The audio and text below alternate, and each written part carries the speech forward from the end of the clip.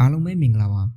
EDM ဘာမီ channel ကနေပြန်လည်ကြိုဆိုလိုက်ပါတယ်ဒီနေ့မှာကျွန်တော်ကဒီတက်အသုံးပြုတဲ့သူတွေအနေနဲ့မဖြစ်မနေသိထားသင့်တဲ့အကြောင်းအရာလေးတွေကိုမျှဝေပေးချင်ပါတယ်ဗီဒီယိုလေးမစခင်မှာကျွန်တော်ရဲ့ channel လေးကို like and subscribe လုပ်ပြီးဗီဒီယိုအသစ်တွေတင်တိုင်းအမြဲတည်ဖို့အတွက်ဘေးနားအခေါင်းလုံးလေးကိုနှိပ်ပေးခဲ့ကြပါဦးလို့မြတ်တာရက်ခံပါတယ်ကျွန်တော်ဒီတက်သုံးတဲ့သူတွေအနေနဲ့ဒီတက် software ကမဖြစ်မနေရှိဖို့လိုအပ်ပါတယ်အဲတော့ကျွန်တော်တို့ Play Store ကိုသွားရင်စပ်ပါမှာကျွန်တော်တို့ကဒီ tab လို့ရိုက်ချလိုက်ပါအဲဆိုရင်တော့ဒီလိုမျိုး software လေးကြာလာပါလိမ့်မယ်အဲဒါဆိုရင်ကျွန်တော်တို့တစ်ချက် down ပေးလိုက်ပါဗျ download ပြီးတော့ရင်တော့ software လေးတွေကိုတစ်ချက်ဝင်ပေးလိုက်ပါ okay ဒီလိုမျိုးစပေါ်လာပြီဆိုရင်ကျွန်တော်တို့ကမြန်မာဘာသာကိုရင်ရှိမယ်ဗျ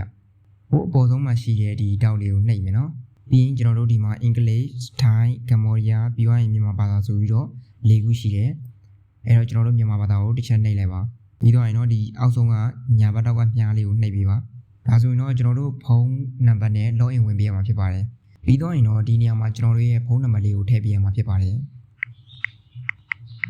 ကုန်းနံပါတ်၄ခုကကျွန်တော်တို့ရဲ့ message ကိုပို့လာပါလိမ့်မယ်အဲဒီကုန်းနံပါတ်ကဏ္ဍ၄ခုကိုကျွန်တော်တစ်ချက်ထည့်ပေးရပါမယ်ဝေဒါဆိုရင်တော့ကျွန်တော်တို့ရဲ့ account ထဲကို login ဝင်သွားပါပြီဒီအချက်အများဆိုတဲ့ထဲကိုတစ်ချက်နှိပ်ပေးလိုက်ပါပြီးတော့ရင်ဒီမှာကျွန်တော်တို့တချို့လူတွေအဖြစ်များတဲ့ဖုန်းပီကထည့်လိုက်တဲ့ဖုန်းပီတွေဖြတ်သွားတယ်ဘာကြောင့်ဖြတ်သွားလဲပြီးတော့ဖုန်းပီတွေကဘယ်လောက်ရှိတာလဲဘယ်လောက်ပြန်ဆက်ရမလဲဆိုတာကိုကျွန်တော်တို့ဒီမှာဘယ်လိုကြည့်ရမလဲဆိုတာကိုကျွန်တော်ပြပေးပါမယ်ဆိုတော့ဒီမှာကျိုင်းဒီဖုန်းငွေရှင်းရှင်းဆိုတာရှိတယ်ဒီဥစ္စာလေးပါပြီးဆောင်ရမယ့်ငွေကျွန်တော်ရှင်းရတဲ့ငွေက90နဲ့2ပတ်ရှိရပြီးတော့ကျွန်တော်နောက်ထပ်ရှင်းနိုင်မယ့်ငွေပမာဏကတော့9ပတ်ပဲရှိရအဲ့တော့ကျွန်တော်ကဖုန်းပီ92ပတ်ပြန်ဆက်ရမှာဖြစ်ပါတယ်ဒါကတော့ကျွန်တော်ရှင်းရတဲ့ဖုန်းပီပမာဏပေါ့နော်တကယ်လို့မိတ်ဆွေတို့ရဲ့ဖုန်းထဲမှာလည်းဒီလိုမျိုးနီးနဲ့စစ်လို့ရပါတယ်ဖုန်းပီဘယ်လောက်ရှင်းရလဲဆိုတော့ဒီနီးတိုင်းစစ်လို့ရပါတယ်ဟိုနောက်တစ်ခုကကြတော့ကျွန်တော်တို့ဖုန်းပီထည့်လိုက်တယ်ကိုဖုန်းထဲဝင်စစ်မယ်ဆိုရင်ဒီဘေးနာကဒီမှာ refill history ဆိုတာရှိတယ်အဲ့ကောင်လေးကိုတစ်ချက်နှိပ်ပြရမယ်ဗျဒီမှာကျတော့ကျွန်တော်တခုမှမပေါ်ဘူးဟိုငွေပြည့်ထားတော့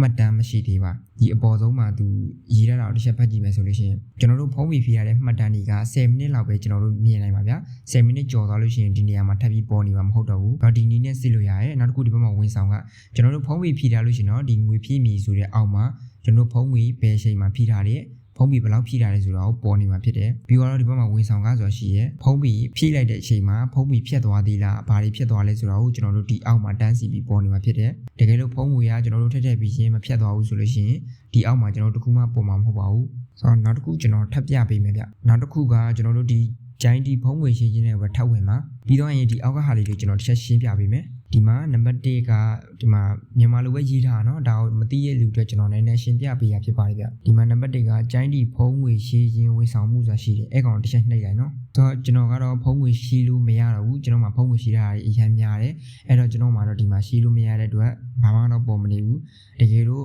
့မိတ်ဆွေတို့ဖုန်းမှာ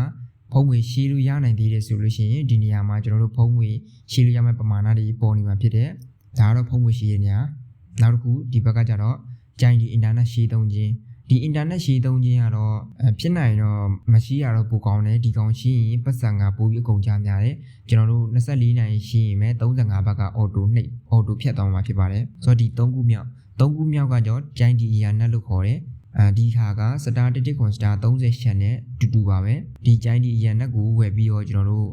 ့တချို့တွေဆိုရင် VPN နဲ့တွဲသုံးကြမျိုးရှိပါတယ်ရိုးရိုး package တွေနဲ့တွဲသုံးတဲ့အားတွေလည်းရှိပါတယ်ဒီကျိုင်းဒီ internet ကလည်းတော်တော်အသုံးများပြီးတော့အသုံးဝင်ပါတယ်ဆိုတော့နောက်တစ်ခု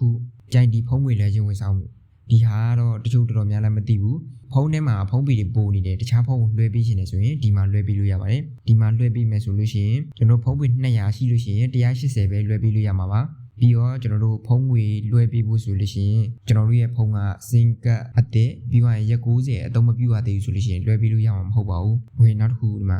ကျိုင်းဒီရက်တိုးချင်းဝန်ဆောင်မှုဒါကတော့ကျွန်တော်တို့စင်ကတ်တက်တန်းကိုပြောတာဖြစ်ပါတယ်။ကျွန်တော်ရဲ့စင်ကတ်တက်တန်းကတော့ဟိုအပေါ်မှာ340နဲ့မှ9ရက်ရှိပါတယ်။မိတ်ဆွေတွေရဲ့စင်ကတ်တက်တန်းကိုအဲ့နေရာမှာတစ်ချက်ကြည့်လို့ရပါတယ်။အဲ့နေရာမှာစင်ကတ်တက်တန်းကဥပမာရက်30ဒါမှမဟုတ်10ရက်လောက်ပဲကျန်နေဆိုရင်စင်ကတ်တက်တန်းကို